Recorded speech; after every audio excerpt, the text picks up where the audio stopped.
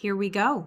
Happy Friday. Happy Friday, everyone. Friday night. It's 8:19 on a Friday night. There's nothing I would rather be doing than reading a book.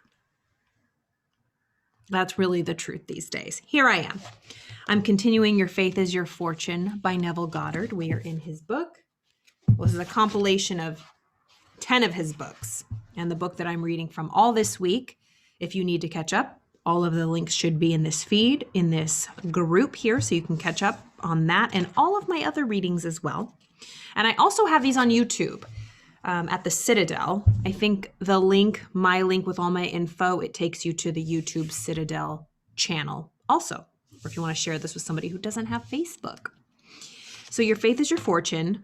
I am on chapter 4, and this book has 27 chapters, like 27 parts. We'll see how this goes, because if you have been following this week, you know how dense this is and how, it's deep.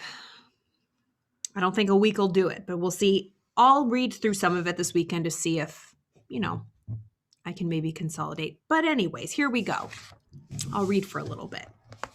So this is chapter 4. It's called Whom Seek Ye? I have told you that I am. If therefore ye seek me, let these go their way. As soon as then as he has said unto them, I am, they went back and fell to the ground. We talked about that yesterday.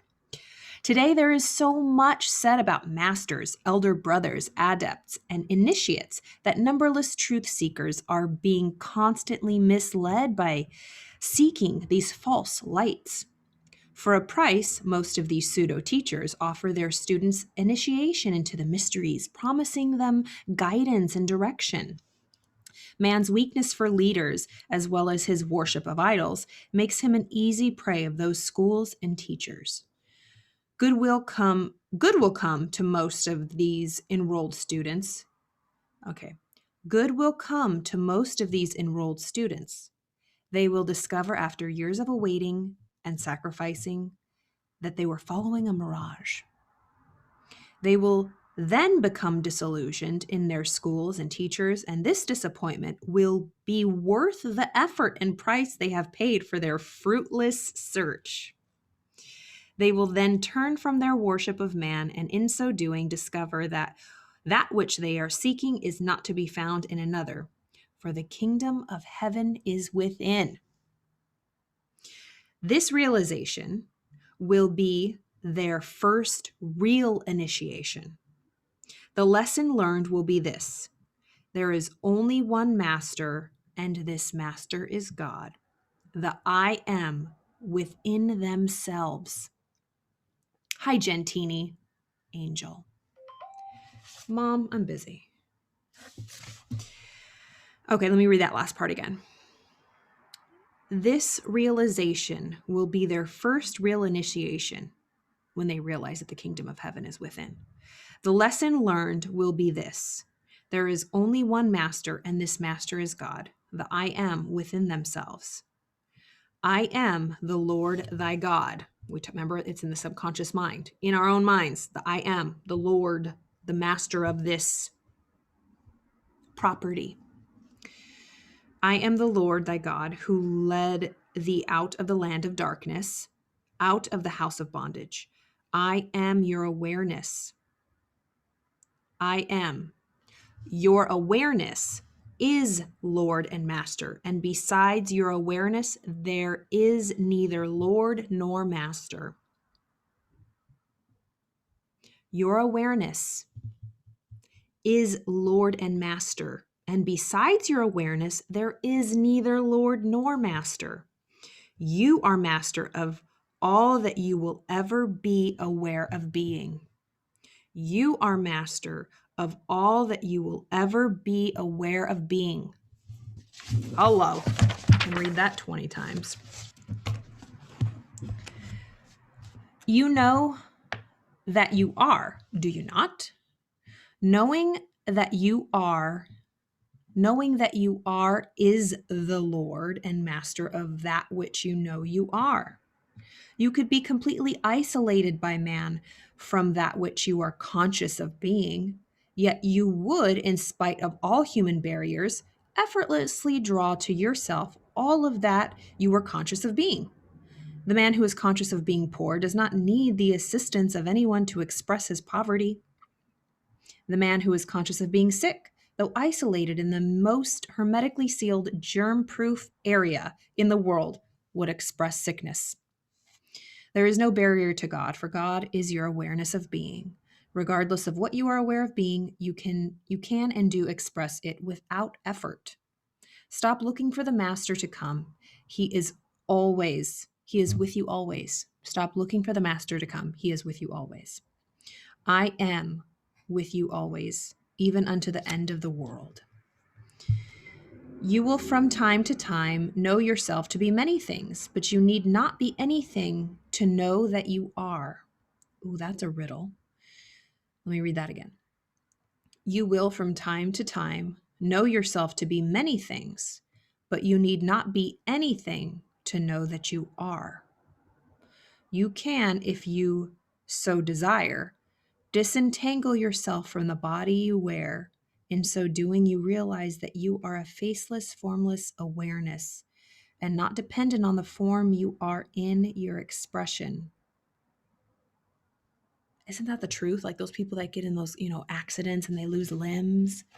Or I talked about that before, that Australian guy who doesn't have any limbs. He wasn't born with any limbs. He's just a torso and a head, obviously.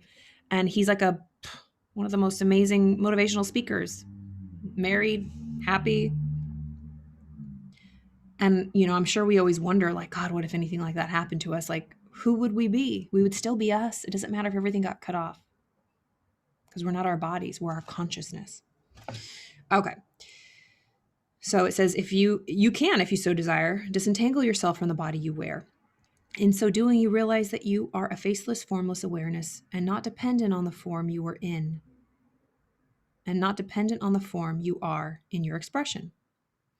You will know that you are. You will also discover that this knowledge that you are is God, the Father. That's what he calls the subconscious or the conscious mind, which preceded all that you ever knew yourself to be. Before the world was, you were aware of being, and so you were saying, I am, and I am will be, after all, that you know yourself to be. And I am will be, after all that you know yourself to be shall cease to be. There are no ascended masters. Banish this superstition. You will forever rise from one level of consciousness, master, to another. In doing so, you manifest the ascended level, expressing this newly acquired consciousness. Consciousness being Lord and Master, you are the master magician, conjuring that which you are now conscious of being. For God, consciousness, calleth those things which be not as though they were. Let me read that again. For God, consciousness, calls those things which aren't here yet as if they were. For example, when we go into our mind and we imagine a new state, we're already there in our mind. Things that are not now seen will be seen the moment you become conscious of being that which is now not seen. If you dwell there like we talked about yesterday or the day before, it will eventually come to pass. If anybody's ever struggled with like an addiction or just like you wanted chocolate or alcohol or a cigarette, nothing. You held that. Your will is so powerful. Nothing will stop you to get what you want. Nothing. Everything starts with a thought. This rising from one level of consciousness to another is the only ascension that you will ever experience. No man can lift you to the level you desire. This rising from one level of consciousness to another is the only ascension that you will ever experience. No man can lift you to the level you desire. The power to ascend is within yourself. It is your consciousness. You appropriate the consciousness of the level you desire to express by claiming that you are now expressing such a level. This is the ascension. It is limitless, for you will never exhaust your capacity to ascend. And I've read this before, and I truly believe it. Like, you know how they say the universe is always expanding, just getting bigger and bigger? We are the universe. Like, we are a universe. Hi, Tehran. It's amazing. This is the ascension in your consciousness. It is limitless, for you will never exhaust your capacity to ascend. Turn from the human superstition of ascension with its belief in masters and find the only and everlasting master within yourself. Far greater is he that is in you than he that is in the world. Believe this. Do not continue in blindness, following after the mirage of masters. I assure you, your search can end only in disappointment. If you deny me, your awareness of being, I shall deny you also. Thou shalt have no other God beside me. Be still and know that I am God. All these gods, all these things, it is talking about us, our consciousness. Come prove me and see if I will not open you the windows of heaven and pour you out a blessing that there shall not be room enough to receive it.